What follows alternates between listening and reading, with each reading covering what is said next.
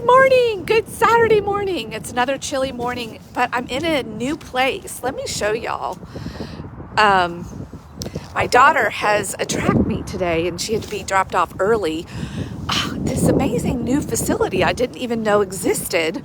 For those of you in Louisville that or in this area, Norton built this beautiful facility way on the west side of downtown for sports and track and field. So anyway, all the athletes had to be dropped off early. And so I decided to come to Waterfront Park, and let me show you a little bit about it. I can see 1, 2, 3, I'm right by like 4 bridges in the river. So let me show you. Look at this. Look how beautiful. And on this cold morning, we do have Indiana's over there on the other side of the river. And we have the sun being framed. And for those of you that have never been to Louisville, this is one of the cool things that we can do here. This is a walking bridge. And this right here is a ramp to get onto the bridge. And it goes all the way over there to Indiana, to a very cool little downtown area with lots of shops and restaurants. And in the warm weather, there are farmers markets, all kinds of things to do. And you can ride your bike. Unfortunately, can't take our doggos anymore because some other people that don't clean after their pets ruined it for the rest of us. But it's very cool. You can rent Segways down here. My mom and I did that once, being a Louisville tour guide. If you wanted to come to Louisville, now you know where to go. One of the places to go. But it's a beautiful waterfront park area that they've spent a lot of money. Here, I'll show you some more, because way over there, I don't know if you can tell, there are swings that you can sit and enjoy on. They have playgrounds and splash. I think there's at least one splash pad, maybe more by now, but it goes all along the riverfront. And I saw a new botanical garden I'm going to go explore after this that is that I've never been to before. So you guys are learning a little bit more about me. I am an explorer. I love to find new places. And it's one of the things with Avery being a runner, and a lot of these meets are all day, and she's got to be places early. So every time during season, there are opportunities for me to come here in the morning. Look at that. You can see the sunrise behind me. That's awesome. So anyway, it's going to be short this morning, and it is still cold, and especially now I'm getting like the river breeze. Cold. So 1 Samuel's, this is like early morning. 1 King, chapter 3. It was light reading this morning. No, it was short reading. It's never really light, but it was short. So Solomon is done with the temple. It took him 20 years to build.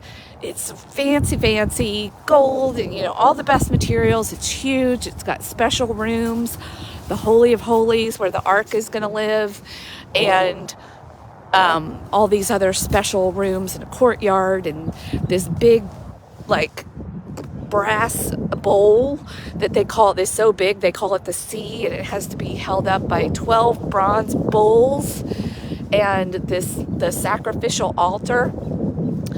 I'm not gonna lie, I don't really fully get the whole killing of animals and sacrificing.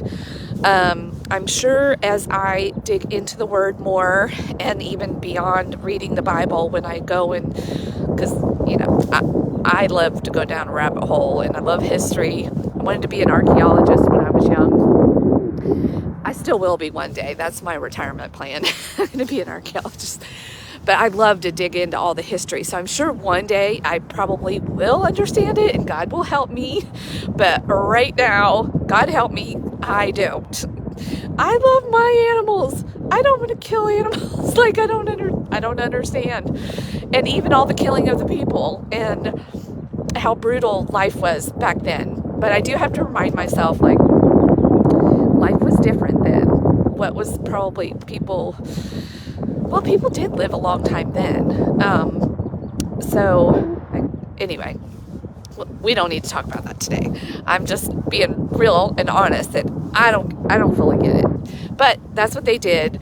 And they even said that during sort of this dedication ceremony and the opening of the temple, that something like 20-some thousand goats were killed, and then just as many cattle.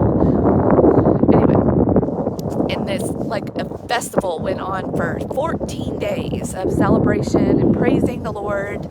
But anyway, in chapter 3, there was this very long prayer, I guess, or it was maybe called a praise, that Solomon did to dedicate the temple and thank God. And in the middle of it, I titled today Hope, because that's what, like, came into my heart. Like, I don't know that that's really what it means, but that is the feeling that it stirred up in me.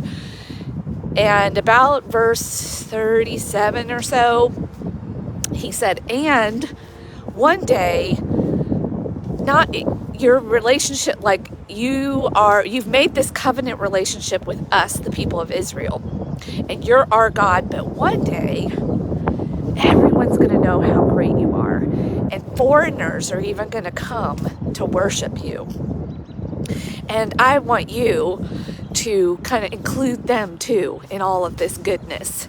I want you, they're going to come and they're going to pray toward the temple.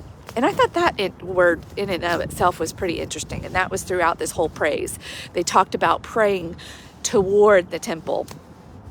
So this was, God's home on earth, his, like, permanent home. He'd been traveling around in this, traveling tabernacle. So he has a final home on earth. And it's ready, and now he can move in. And literally he does. They said there's a cloud that came in, and he moved in. But that hope, of what's to come, what we now know because we've got the New Testament in Jesus. But there was this, like, moment where I think Solomon knew what was coming. And he knew that God was for everybody. And he wanted God, like, to say, like, God, I know you're for everybody. I get this bigger picture. I know what's coming, and I want you to honor their prayers too. Anybody that comes to you in wholehearted worship and prayer and understanding of what we've got going on here, how blessed we are to have this thing called life and a home on earth and all the miracles, those that get it and appreciate it and thank you for it, like, bless them too. I want to show you another thing here in Louisville.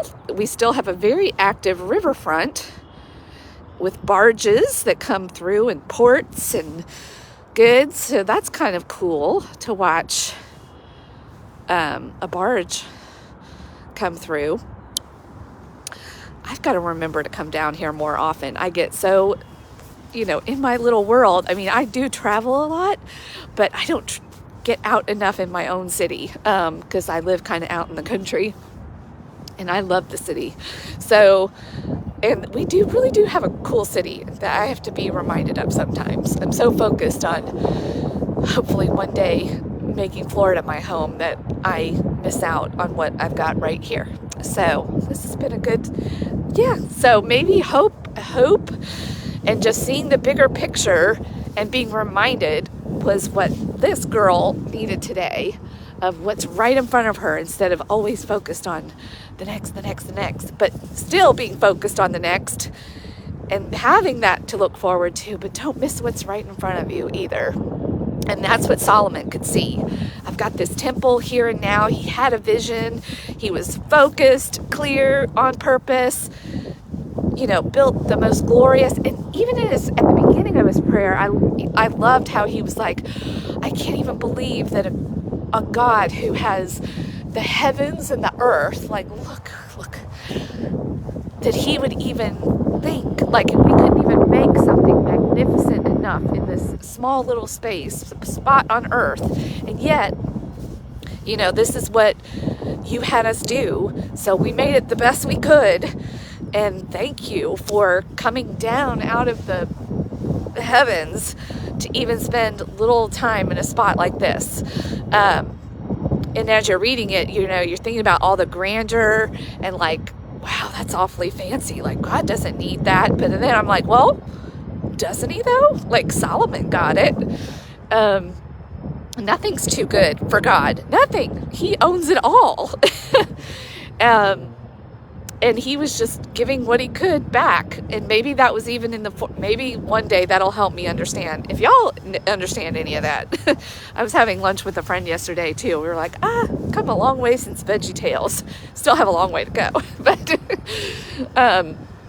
anyway, it's cold. I'm going to maybe walk a few steps here along the riverfront and enjoy the views. Hope you've enjoyed this with me.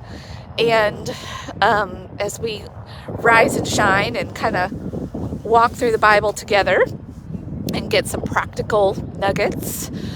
And I hope you have some hope today that God is for everybody. He's not just for this people of Israel. He had to start somewhere, though, to demonstrate his glory and what is possible when you're in relationship with him, not just as an individual, but even as a community and as a whole.